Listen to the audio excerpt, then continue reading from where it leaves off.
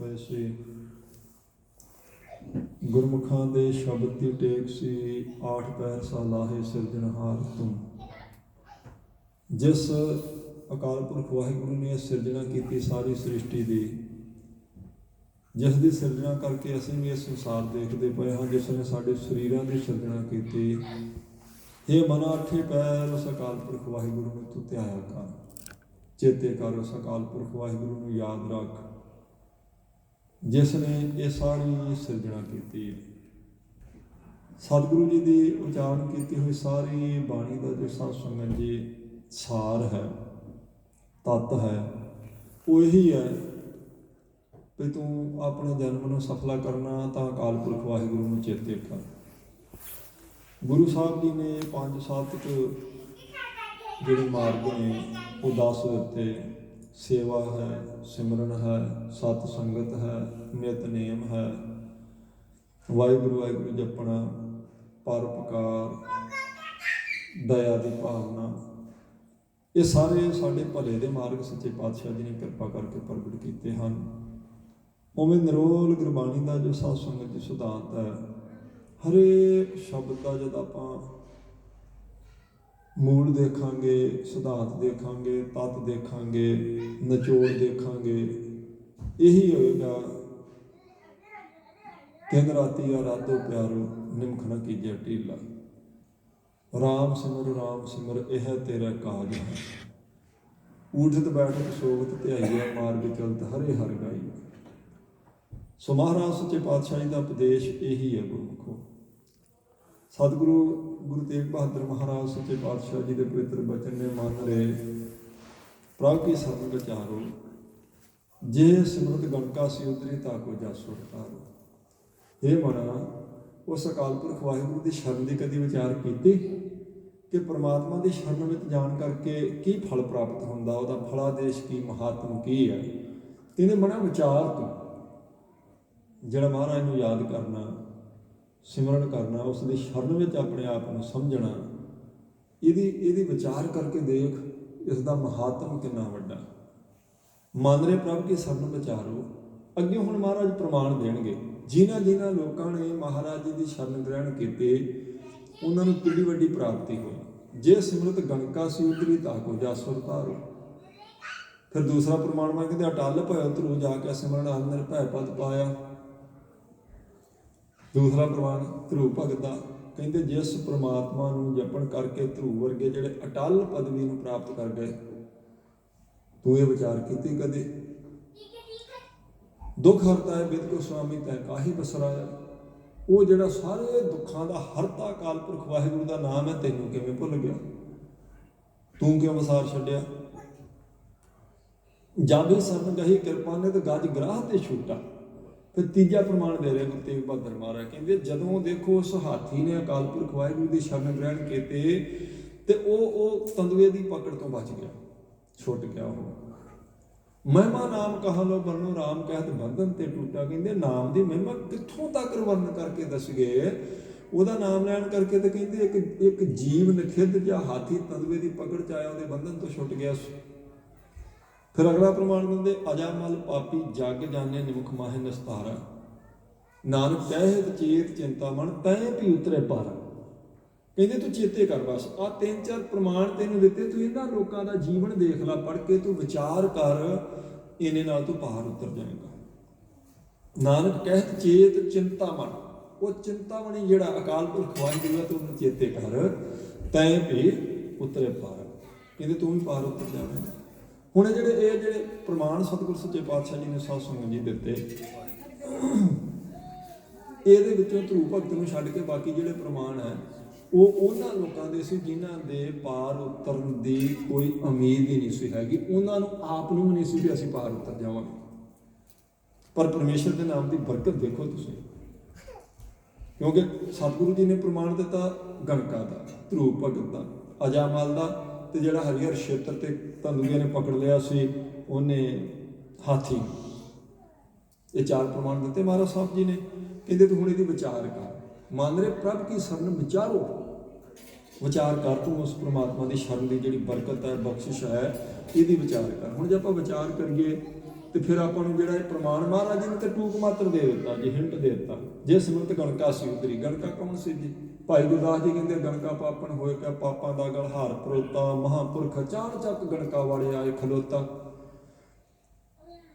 ਦੁਰਮਤ ਦੇਖ ਦਿਆਲ ਹੋਇਆ, ਠੋਸ ਨੂੰ ਦਿੱਤੋ ਸੋ ਤੋਤਾ। ਕਹਿੰਦੇ ਉਹ ਗਣਕਾ ਦਾ ਅਰਥ ਹੁੰਦਾ ਸੱਸ ਦੀ ਅਸਲ ਵਿੱਚ ਵੇਸਵਾ। ਗਾਨ ਕਾ, ਗਾਨ ਬਹੁਤੇ ਕਾ ਦਾ, ਜਿਹਦਾ ਜਿਸ ਦੇ ਸਰੀਰ ਦਾ ਸਾਈਂ ਇੱਕ ਨਹੀਂ ਹੁੰਦਾ, ਬਹੁਤੇ ਹੁੰਦੇ ਉਹਨੂੰ ਕਹਿੰਦੇ ਗਣਕਾ। ਮਤਲਬ ਉਹ ਦੂਸਰੀ ਵੇਸਵਾ ਬਿਰਤੀ ਜਿਹਨੂੰ ਆਪਾਂ ਕਹਿ ਸਕਦੇ। ਗਣਕਾ ਉਹਦਾ ਨਾਂ ਨਹੀਂ ਸੀ, ਉਹਦੇ ਕਰਮ ਕਰਕੇ ਉਹਨੂੰ ਆਖਿਆ ਜਾਂਦਾ ਸੀ।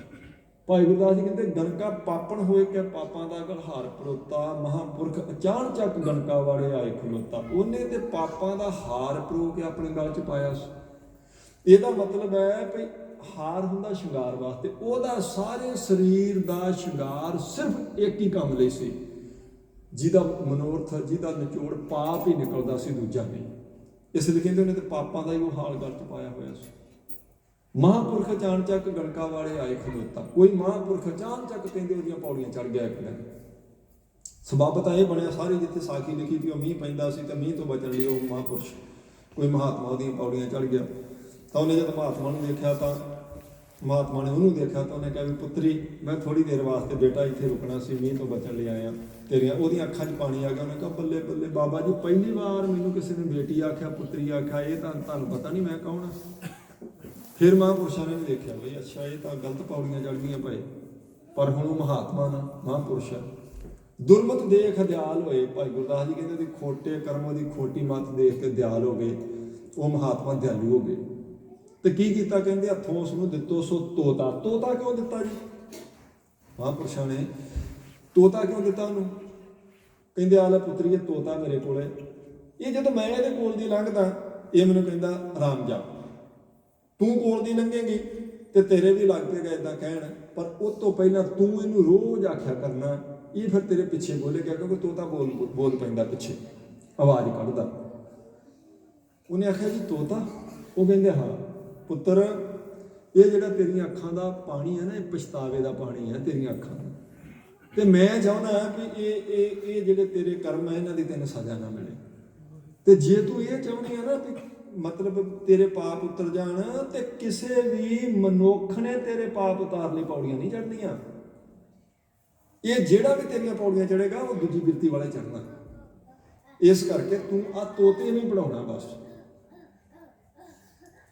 ਤੇ ਹੁਣ ਉਹ ਕਹਿੰਦੇ ਲਿਵ ਲੱਗੀ ਤੇ ਤੋਤੇ ਨੂੰ ਨਿੱਤ ਪੜ੍ਹਾਏ ਕਰਿਆ ਸੋਤਾ। ਭਾਈ ਗੁਰਦਾਸ ਜੀ ਕਹਿੰਦੇ ਹੁਣ ਰੋਜ਼ ਉਹਨੂੰ ਪੜ੍ਹਾਉਂਦੀ ਆ, ਕਿਉਂਕਿ ਉਹ ਮਹਾਂਪੁਰਸ਼ਾ ਨਾ ਤਾਂ ਸਾਧਕ ਸੰਗ ਨਹੀਂ ਕਸ਼ਕਾਲ ਦਰਸ਼ਨ ਭੇਟੋ ਹੋਤ ਨਿਹਾਲ। ਕਹਿੰਦੇ ਹੁਣ ਕੋਈ ਨਵੇਂ ਪਾਤਸ਼ਾਹ ਨੇ ਆਖਿਆ ਮੰਨ ਰੇ ਪ੍ਰਭ ਕੀ ਸਰਨ ਵਿਚਾਰੋ, ਜੇ ਸਿਮਰਤ ਗਣਕਾ ਸੀ ਉਧਰੀ ਤਾਂ ਵਿਚਾਰ ਹੈ।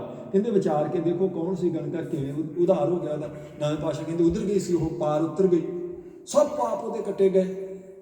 ਕਿਵੇਂ ਕੱਟੇ ਗਏ ਜੀ? ਇਸ ਕਰਕੇ ਕਿਉਂਕਿ ਉਹ ਜੁਗਤੀ ਦੱਸ ਗਿਆ ਵੀ ਤੂੰ ਰੋਜ਼ ਪੁੱਤਰ ਇਸ ਤੋਤੇ ਨੂੰ ਆਖਿਆ ਕਰਨਾ ਰਾਮ ਜਪ ਰਾਮ ਜਪ, ਰਾਮ ਰਾਮ ਇਹਨੂੰ ਪੜ੍ਹਾਵੇਂਗੀ। ਉਹ ਨਿੱਤ ਪੜ੍ਹਾਏ ਕਰੇ ਅਸੋਤਾ, ਹੁਣ ਪੜ੍ਹਾਉਣ ਲੱਗ ਪਈ। ਕਿਉਂ? ਕਿਉਂਕਿ ਉਹ ਆਪਣੀ ਕਮਾਈ ਥੋੜ੍ਹੀ ਜਿਹੀ ਉੱਥੇ ਛੱਡ ਗਿਆ, ਕਿਉਂਕਿ ਦਿਆਲੂ ਹੋ ਗਿਆ ਨਾ। ਦੁਰਮਤ ਦੇਖ ਦਿਆਲ ਹੋਏ। ਦਿਆਲੂ ਕਿ ਇਕੱਲਾ ਤੋਤੇ ਦਾ ਪਿੰਜਰਾ ਹੀ ਥੋੜ੍ਹਾ ਫੜਾਇਆ। ਉਹਨੇ ਆਖਿਆ ਅੱਜ ਹੁਣ ਇਹਦੀਆਂ ਪੌੜੀਆਂ ਚੜ੍ਹ ਆਏ, ਪਰ ਇਹਦਾ ਹੁਣ ਭਲਾ ਹੋਣਾ ਚਾਹੀਦਾ, ਜਿੱਥੇ ਜਾਏ ਬਹੀਏ ਭਲਾ ਕਹੀਏ। ਉਹਦਾ ਸੁਭਾਸ਼ ਉਹ ਕਰ ਗਿਆ ਜੀ ਕਿਰਪਾ। ਹੁਣ ਇਹ ਪਰਮੇਸ਼ਰ ਦੇ ਨਾਮ ਦੀ ਸਾਧ ਸੰਗਤ ਜੀ, ਇਹ ਬਰਕਤ ਆਪਾਂ ਕਹਿ ਲਈਏ, ਬਖਸ਼ਿਸ਼ ਕਹਿ ਲਈਏ, ਇਉਂ ਕਹਿ ਲਈਏ ਵੀ ਪਰਮੇਸ਼ਰ ਦੇ ਨਾਮ ਦੀ ਇੱਕ ਕਲਾ ਹੈ। ਜਿੰਨੀ ਵਾਰ ਮੁੱਖ ਤੋਂ ਵਾਹਿਗੁਰੂ ਦਾ ਨਾਮ ਨਿਕਲੇਗਾ ਉਨੀ ਵਾਰ ਸਾਡੇ ਪਾਪਾਂ ਦੀ ਕਟੌਤੀ ਹੋਵੇਗੀ। ਇਹਦੇ 'ਚ ਕੋਈ ਸ਼ੱਕ ਨਹੀਂ ਹੈਗਾ, ਕੋਈ ਇਹਦੇ 'ਚ ਸ਼ੰਕਾ ਨਹੀਂ। ਪਾਪ ਉਤਰਦੇ ਹੈ ਜਿੰਨੀ ਵਾਰ ਕਿਸੇ ਦੇ ਮੁੱਖ ਤੋਂ ਪਰਮੇਸ਼ਰ ਦਾ ਨਾਮ ਨਿਕਲਦਾ। ਕਿਉਂਕਿ ਅਗਲੀ ਪੰਕਤੀ ਹੈ ਭਾਈ ਗੁਰਦਾਸ ਜੀ ਦੀ, ਉਹ ਕਹਿੰਦੇ ਪਤਤ ਉਦਾਹਰਨ ਰਾਮ ਨਾਮ, ਦੁਰਮਤ ਪਾਪ ਕਲੇਵਰ ਧੋਤਾ। ਪਤਤ ਉਦਾਹਰਨ ਰਾਮ ਨਾਮ ਕਿਉਂ ਕਹਿ ਕੇ ਤੋਤੇ ਨੂੰ ਤੂੰ ਰਾਮ ਰਾਮ ਪੜ੍ਹਾਉਣਾ ਪੁੱਤਰ? ਕਿਉਂਕਿ ਰਾਮ ਦਾ ਨਾਮ ਪਤਤ ਉਦਾਹਰਨ, ਅਪਵਿੱਤਰਾਂ ਨੂੰ ਪਵਿੱਤਰ ਕਰਨ ਦੀ ਤਾਕਤ ਰੱਖਦਾ ਪਰਮੇਸ਼ਰ ਦਾ ਨਾਮ। ਤੇ ਹੁਣ ਉਹ ਨਿੱਤ ਪੜ੍ਹਾਏ ਕਰੇ ਸੋਤਾ।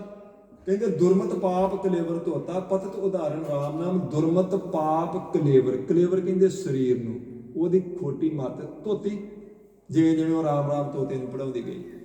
ਦੁਰਮਤ ਖੋਟੀ ਮੱਤ, ਪਾਪ ਸਾਰੇ ਪਾਪ ਧੋਤੇ ਗਏ, ਤੇ ਕਲੇਵਰ ਉਹਦੀ ਦੇਹ ਜਿਹੜੀ ਅੱਤ ਦੀ ਪਵਿੱਤਰ ਸੀ, ਕਹਿੰਦੇ ਸਰੀਰ ਵੀ ਪਵਿੱਤਰ ਹੋ ਗਿਆ। ਕਲੇਵਰ ਦੇਹ ਨੂੰ ਕਹਿੰਦੇ। ਇਹ ਪਰਮੇਸ਼ਰ ਦੇ ਨਾਮ ਦੀ ਕਲਾ ਸੀ। ਕਹਿੰਦੇ ਮੰਨ ਰਹੇ ਪ੍ਰਭ ਕੀ ਸਰਨ ਵਿਚਾਰ। ਨਾਮ ਪਾਸ਼ਾ ਕਹਿੰਦੇ ਜੇ ਸਿਮਰਤ ਗਣਕਾ ਸੀ ਉਦਰੀ, ਕਿਵੇਂ ਉਹਦੀ ਕਲਿਆਣ ਹੋ ਗਈ ਜੀ। ਪਰਮੇਸ਼ਰ ਦੇ ਨਾਮ ਨੂੰ ਜਪਣ ਕਰਕੇ ਕਹਿੰਦੇ ਉਹਦਾ ਮਾਣ ਤਾਣ ਸਭ ਪਵਿੱਤਰ ਹੋ ਗਿਆ, ਉਹਦੇ ਪਾਪ ਧੋਤੇ ਗਏ, ਉਹਦੀ ਖੋਟੀ ਮੱਤ ਧੋਤੀ ਗਈ। ਪਤਿਤ ਉਦਾਹਰਣ ਰਾਮ ਨਾਮ ਦੁਰਮਤ ਪਾਪ ਕਲੇਵਰ ਧੋਤਾ, ਲਿਵ ਲਾਗੀ ਤੇ ਸੁਰ ਤੋਤਿਓ। ਹੁਣ ਸਾਡੇ ਕਈ ਵਾਰੀ ਗੁਰਮੁਖ ਵੀਰ ਕਹਿੰਦੇ ਨਹੀਂ ਜੀ ਤੋਤਾ ਰਤਨ, ਤੋਤਾ ਰਤਨ। ਗੁਰਮੁਖੋ ਕਿਸੇ ਵੀ ਚੀਜ਼ ਦਾ ਰਤਨ ਜਦੋਂ ਤੋਤੇ ਦੀ ਤਰ੍ਹਾਂ ਕਰਾਂਗੇ ਤੇ ਕੀਤਾ ਹੋਇਆ ਰਤਨ ਸਾਡੇ ਮਨ ਤੇ ਅਸਰ ਪਾਉਂਦਾ। ਬਿਲਕੁਲ ਆਪਾਂ ਨਿੰਦਾ ਦਾ ਰਟਨ ਕਰੀ ਜਾਓ ਕਿਸੇ ਦਾ ਤਾਂ ਉਹ ਵੀ ਮਨ ਤੇ ਅਸਰ ਕਰੇਗੀ, ਪਰਮੇਸ਼ਰ ਦੇ ਨਾਮ ਦਾ ਕਰਾਂਗੇ ਉਹ ਵੀ ਮਨ ਤੇ ਅਸਰ ਕਰੇਗੀ, ਸ਼ੁਭ ਬੋਲਾਂਗੇ ਉਹ ਵੀ ਮਨ ਤੇ ਅਸਰ ਕਰੇਗਾ, ਸ਼ੁਭ ਬੋਲਾਂਗੇ ਉਹ ਵੀ। ਇੱਥੋਂ ਤੱਕ ਵੀ ਜੋ ਦੇਖਾਂਗੇ ਉਹ ਵੀ ਮਨ ਤੇ ਅਸਰ ਕਰਦਾ, ਜੋ ਸੁਣਦੇ ਉਹ ਵੀ ਮਨ ਤੇ ਅਸਰ ਕਰਦਾ, ਜੋ ਬੋਲਦੇ ਉਹ ਵੀ ਮਨ ਤੇ ਅਸਰ ਕਰਦਾ, ਬਿਲਕੁਲ ਕਰਦਾ।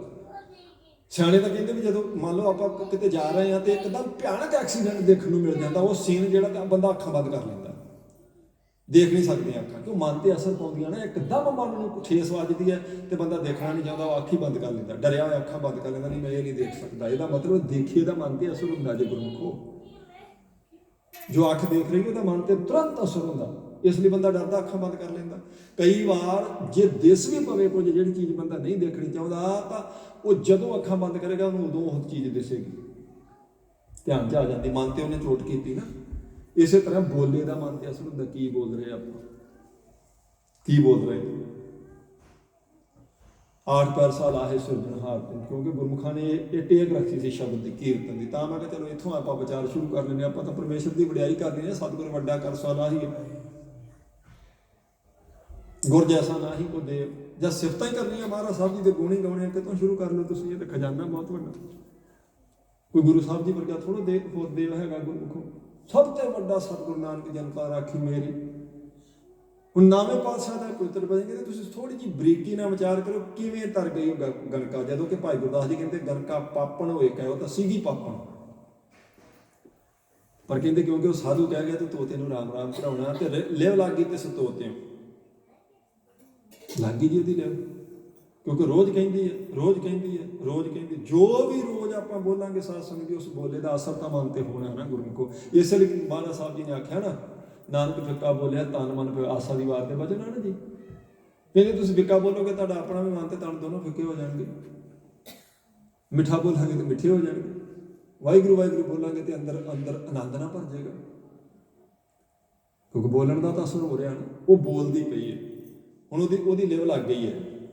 ਤਾਂ ਜਿਵੇਂ ਜਿਵੇਂ ਜਪਦੀ ਗਈ ਤਿਵੇਂ ਤਿਵੇਂ ਦੁਰਮਤ ਪਾਪ ਕਲੇਵਰ ਧੋਤਾ। ਕਹਿੰਦੇ ਉਹਦੇ ਪਾਪ ਧੁੱਪ ਗਏ, ਉਹਦੀ ਖੋਟੀ ਮੱਤ ਧੁੱਪ ਗਈ, ਉਹਦੀ ਦੇਹ ਵੀ ਪਵਿੱਤਰ ਹੋ ਗਈ।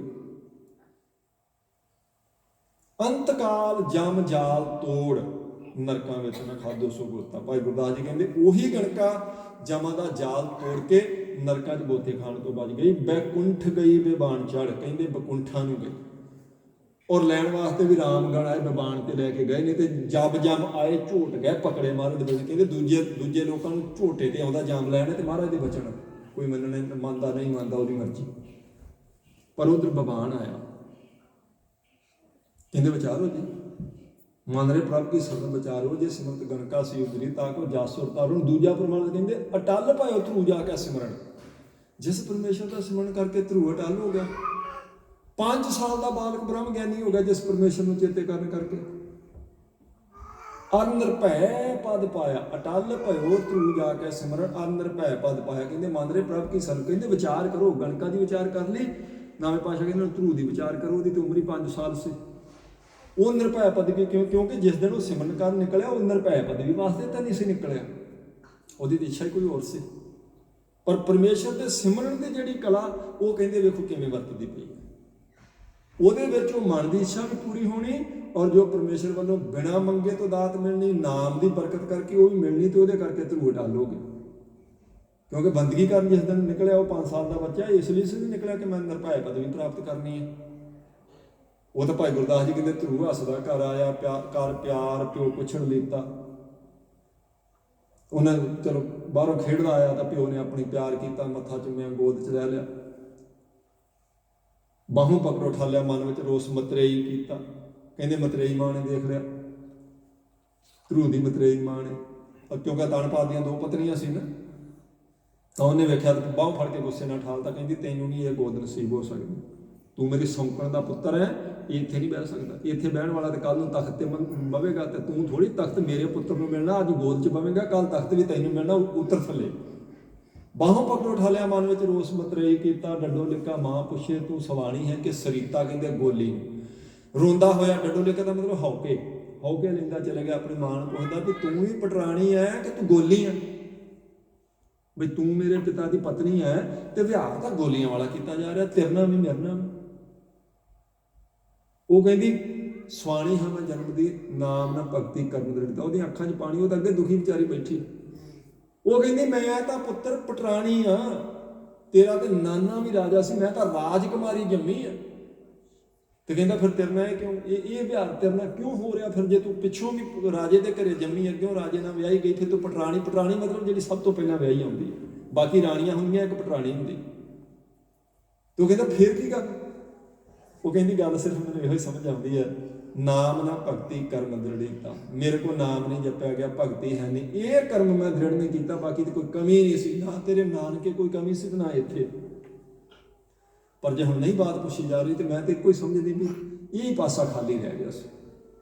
ਹੁਣ ਦੇਖੋ ਉਹ ਨਿਰਭੈ ਪਦਵੀ ਨਹੀਂ ਘਰੋਂ ਤੱਕਣ ਲੱਗਾ, ਉਹ ਆਪਣੀ ਮਾਂ ਨੂੰ ਪੁੱਛਦਾ ਕਿਸ ਉਦਮ ਤੇ ਰਾਜ ਮਿਲੇ, ਸ਼ਤਰੂ ਤੇ ਸਭ ਹੁਣ ਮੀਤਾ। ਬਿਲਕੁਲ ਉਹਦਾ ਬ੍ਰਹਮ ਗਿਆਨ ਵਾਲਾ ਤਾਂ ਵਿਚਾਰ ਹੀ ਨਹੀਂ ਨਾ ਹੈਗਾ।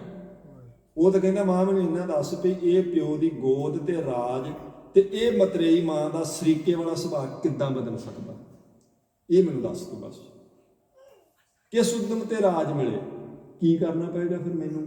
ਪਿਤਾ ਦਾ ਪਿਆਰ ਮਿਲ ਜੇ, ਪਿਤਾ ਦੀ ਗੋਦ ਮਿਲ ਜੇ ਮੈਨੂੰ। ਰਾਜ ਦਾ ਮਤਲਬ ਰਾਜ ਤਖਤ ਉਸ ਵੇਲੇ ਨਹੀਂ, ਉਸ ਵੇਲੇ ਦਾ ਮਤਲਬ ਸਿਰਫ ਪਿਤਾ ਦਾ ਪਿਆਰ ਹੀ ਹੈ, ਤੇ ਪਿਤਾ ਦੇ ਪਿਆਰ ਤੋਂ ਉਹਨੂੰ ਤਖਤ ਹੀ ਮਿਲਣਾ, ਰਾਜ ਹੀ ਮਿਲਣਾ, ਕਿਉਂਕਿ ਵੱਡੀ ਦਾ ਪੁੱਤਰ ਹੈ ਨਾ। ਸ਼ਤਰੂ ਤੇ ਸਭ ਹੋਣ ਮੀਤਾ। ਕਹਿੰਦੇ ਵੀ ਆਹ ਜਿਹੜੀ ਮੇਰੇ ਨਾਲ ਇੰਨੀ ਵੈਰ ਸ਼ਤਰੂਤਾ ਕੀਤੀ ਮੇਰੀ ਮਾਂ ਨੇ, ਇਹ ਵੀ ਹਟ ਜਾਵੇ, ਇਹਦੇ ਲਈ ਕੀ ਕਰਨਾ ਪਏਗਾ? ਇਹ ਬਿਲਕੁਲ ਨਹੀਂ ਉਹ ਕਹਿ ਰਿਹਾ ਵੀ ਮੈਂ ਕੋਈ ਨਿਰਭੈ ਪਦਵੀ ਵਾਸਤੇ, ਮੈਨੂੰ ਦੱਸ ਮਾਂ ਕੀ ਕਰਨਾ ਪੈਣਾ। ਉਹ ਤੇ ਕਹਿ ਰਿਹਾ ਮਾਂ ਮੈਨੂੰ ਦੱਸ ਪਿਓ ਦੀ ਗੋਦ ਕਿਵੇਂ ਮਿਲ ਸਕਦੀ, ਪ੍ਰੇਮ ਕਿਵੇਂ ਮਿਲ ਸਕਦਾ, ਆ ਮਤਰੇਈ ਮਾਂ ਮੈਨੂੰ ਝਿੜਕਾਂ ਮਾਰਨੋਂ ਕਿਵੇਂ ਹਟ ਸਕਦੀ ਹੈ। ਇਹ ਉਹਦੀ ਇੱਛਾ ਤਾਂ ਇਹੀ ਸੀ ਨਾ, ਕਿਸ ਉਦਮ ਤੇ ਰਾਜ ਮਿਲੇ, ਸ਼ਤਰੂ ਤੇ ਸਭ ਹੋਣ ਮੀਤਾ। ਤੇ ਕਹਿੰਦੇ ਚੱਲਿਆ ਤਪ, ਬਾਹਰ ਚੱਲਿਆ ਕਰਨ ਤਪ। ਉਹਨੇ ਆਖਦਾ ਪੁੱਤਰ ਬਸ ਆਹੀ ਹੈ, ਤੂੰ ਕਰਕੇ ਦੇਖ ਲੈ, ਜੇ ਮੈਂ ਨਹੀਂ ਕਰ ਸਕੀ ਤਾਂ ਤੂੰ ਤਪ ਕਰ, ਪਰਮੇਸ਼ਰ ਨੂੰ ਚੇਤੇ ਕਰ। ਹੁਣ ਨਵੇਂ ਪਾਤਸ਼ਾਹ ਕਹਿੰਦੇ ਉਹ ਤਾਂ ਉਹਨੂੰ ਮਿਲਣਾ ਹੀ ਸੀ, ਮਾਤਾ ਦਾ ਵੀ ਵੈਰ ਹਟ ਗਿਆ, ਪਿਤਾ ਦੀ ਗੋਦ ਵੀ ਮਿਲੀ, ਇੱਥੋਂ ਤੱਕ ਵੀ ਉਹਨੂੰ ਨਿਰਭੈ ਪਦਵੀ ਦੀ ਪ੍ਰਾਪਤੀ ਹੋ ਗਈ, ਜਿਹੜੀ ਨਾਮ ਦੀ ਕਲਾ ਸੀ, ਜਿਸ ਕਰਕੇ ਉਹਨੇ ਜਪਣਾ ਸ਼ੁਰੂ ਕੀਤਾ। ਬੱਚਾ ਸੀ, ਛੇਤੀ ਬ੍ਰਹਮ ਗਿਆਨ ਆ ਗਿਆ, ਕਿਉਂਕਿ ਨਿਰਮਲ ਬਿਰਤੀ ਸੀ ਨਾ, ਤਾਂ ਉਹ ਮਿਲ ਗਿਆ। ਹੁਣ ਨਵੇਂ ਪਾਤਸ਼ਾਹ ਕਹਿੰਦੇ ਅਟਲ ਭਇਓ ਧਰੂ ਜਾ ਕੇ ਸਿਮਰਨ ਆਦਰ ਭੈ ਪਦ ਪਾਇਆ, ਦੁੱਖ ਹਰਤਾ ਹੈ ਬਿਦ ਕੋ ਸੁਆਮੀ ਤੈ ਕਾਹੇ ਵਿਸਰਾਇਆ। ਕਹਿੰਦੇ ਇਸ ਤਰੀਕੇ ਨਾਲ ਉਹ ਸੁਆਮੀ ਦੁੱਖ ਦੂਰ ਕਰ ਦਿੰਦਾ। ਤੈਨੂੰ ਕਿਵੇਂ ਵਿਸਰ ਗਿਆ ਭਾਈ, ਤੈਨੂੰ ਕਿਵੇਂ ਚੇਤੇ ਨਹੀਂ ਆ ਰਿਹਾ ਮਾਂ ਨੇ ਪ੍ਰਭ ਕੀ ਸਾਨੂੰ ਵਿਚਾਰੋ,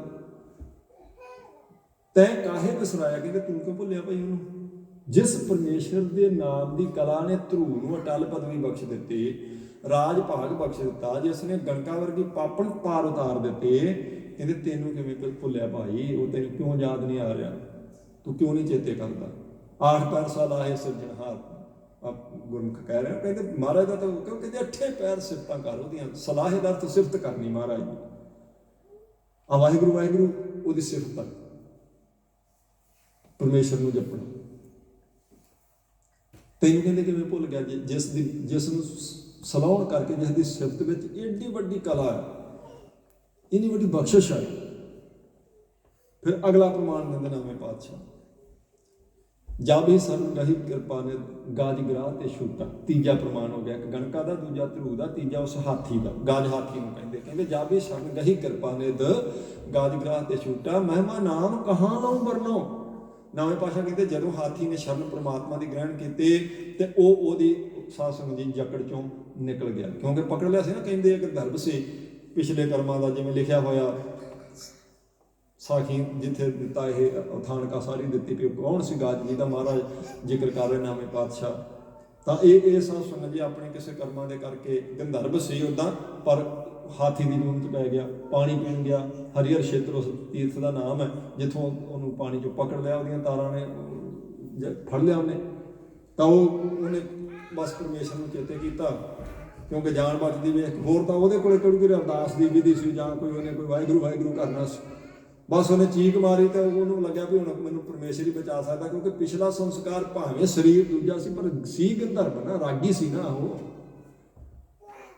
ਇਸ ਕਰਕੇ ਉਹ ਸੰਸਕਾਰ ਕਰਕੇ ਉਹਨੂੰ ਪਰਮੇਸ਼ਰ ਚੇਤੇ ਆਇਆ। ਨਵੇਂ ਪਾਤਸ਼ਾਹ ਕਹਿੰਦੇ ਦੇਖੋ ਉਹ ਛੁੱਟ ਗਿਆ ਉਸੇ ਵੇਲੇ। ਉਦੋਂ ਹੀ ਚੱਕਰ ਆਇਆ, ਤਾਰਾਂ ਕੱਢ ਦਿੱਤੀਆਂ, ਹਾਥੀ ਦੀ ਬੰਦ ਖਲਾਸੀ ਹੋ ਗਈ।